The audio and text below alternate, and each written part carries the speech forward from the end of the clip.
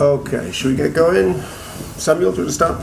Eric, that's another clean sheet, isn't it, the day where the defenders really seem to thrive. How they see the performance and particularly the defenders' performances? We defend with 11, so I'm happy with all of the pitch, how they do it. But a part of it, defending the box, when the pressing get beaten, that's a part of it, and they do it well. And we have a massive keeper. He's really composed, really controlled. So he's really had confidence, let it come, and he makes some great saves. But when I see how the back four is defending that box, really good, cooperating really well, closing gaps, supporting each other, covering each other, and go for the battles. Give everything in battles, and that's what they're doing, and that gives a good spirit and a fight to the team. One of those members, Diego Dalla, has had a really good season. Is it more impressive the way he's performed, given that he's not had a rest, he has started every game? Yes, I think he's developing quite well. From the start, I think he could see he has his power, his strength, his physical power, what he can go, what he can bring in his attacking game. But I think he is progressing game from game in the defending part as well, in finding his position, anticipation, cooperation in the back four, cooperating with his winger. So he makes really good progress, and I'm happy with that. Eric, there's a perception in Spain that David De Gea can't play with his feet, and that's why he doesn't get picked for Spain. But when you see performances like that today, is there a better goalkeeper? I mean, he basically won the match for you with those saves at the end. So everyone has his own opinion on it and his own philosophy. For me, it's first, from a goalkeeper, is you have to protect the goal. So you make sure you don't concede goals. And in that fact, he's magnificent. And on the feet, for me, he has the capabilities as well. And I think when you see this season, he is progressing from game to game in that part. And it has to do not only with the keeper, it has also to do with the one in front. And how do you give the keeper, how do you give him the options to bring passes in? Because when they don't run free or in the wrong moment or in the wrong positions, then he doesn't have the options to pass around. But I'm convinced he can do it, and I think the games so far they proved that, and I think he will improve from game to game in that part. He still has a year after this if you take the option, but his contract expires at the end of the season. Is that something that you want to get sorted out? Do you want him to stay here as your goalkeeper? What we said, this issue about negotiating from the whole squad, we said first we're focusing in this part of the season on the games, and when we're coming to an end of this part of this block, we go into World Cup, obviously, and of course we have to think about that.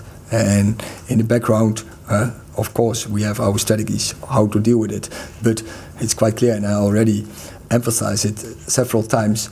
I'm really happy with David. He's a great goalkeeper.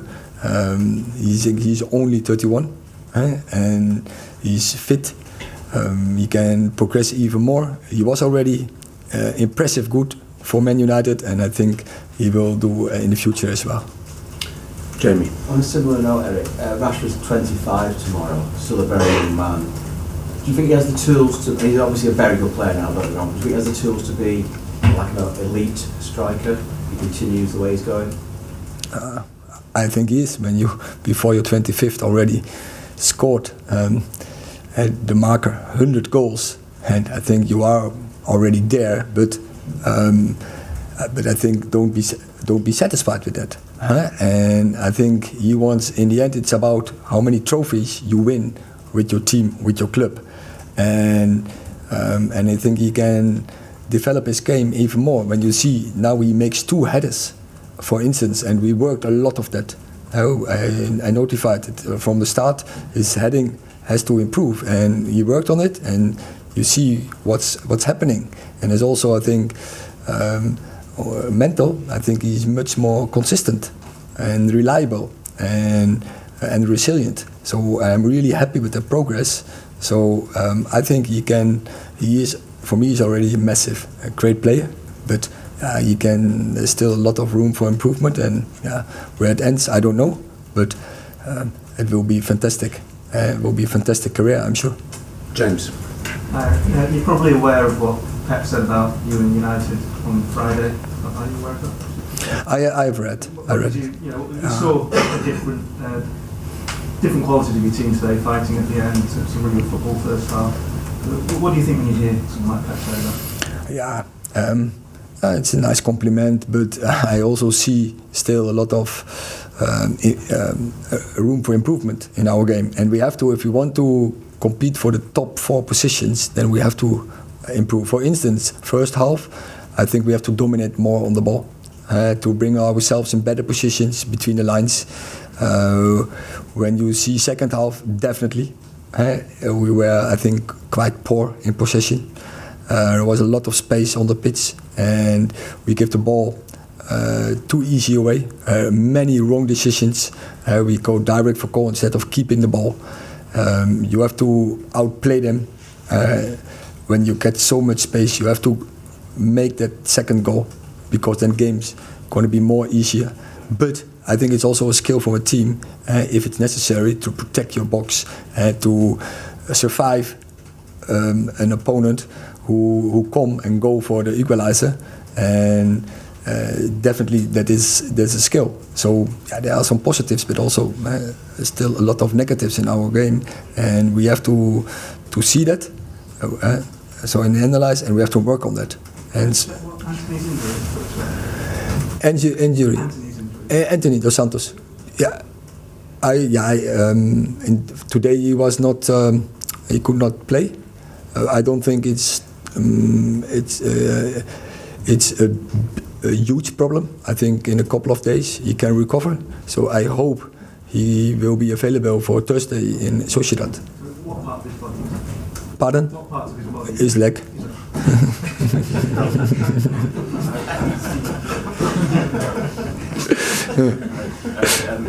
Marcus has been on the telly after the game saying that part of the reason he struggled last season, or he thought he struggled, was maybe a mental thing rather than a physical thing. Is that something that you've had to work with him at all to get him back into this form? Yeah, I noticed as well, and I work with him that as well. And I started with, come to train and feel happy, and I smile, enjoy to play football, and then work, invest, on your capabilities, but also your likeness.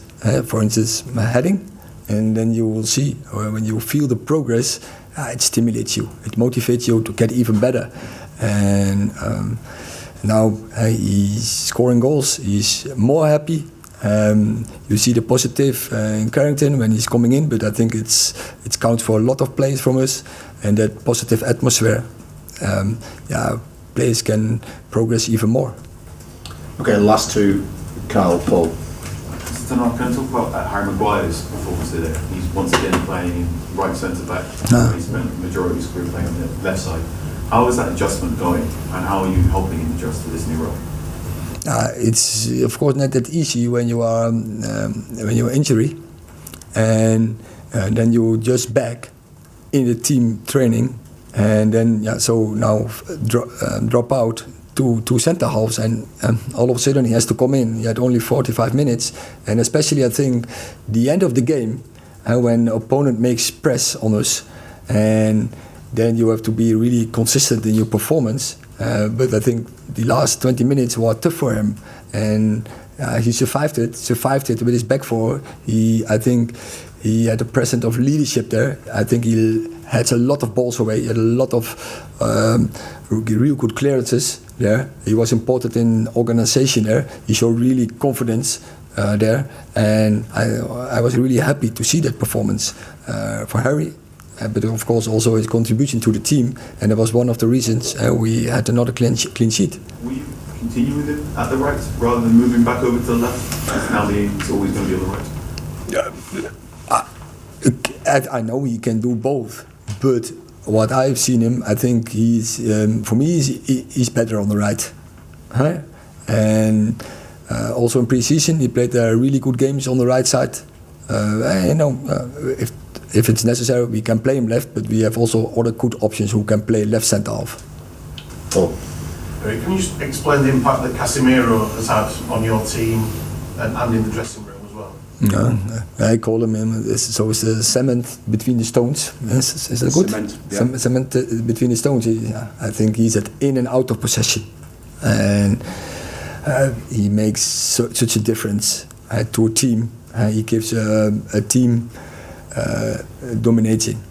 He gives a team that the opportunity to dominate the game in and out of position, because he can read the game and he makes the right decisions. He is pointing players in the right position. He's anticipating in and out of position, and finally he sees also the pass between the lines. But for me was one of the highlights from this game, the brilliant opening from him to Dalot in the first half. And so he's a top player, and I'm really happy to have him here. Okay, thank you very much.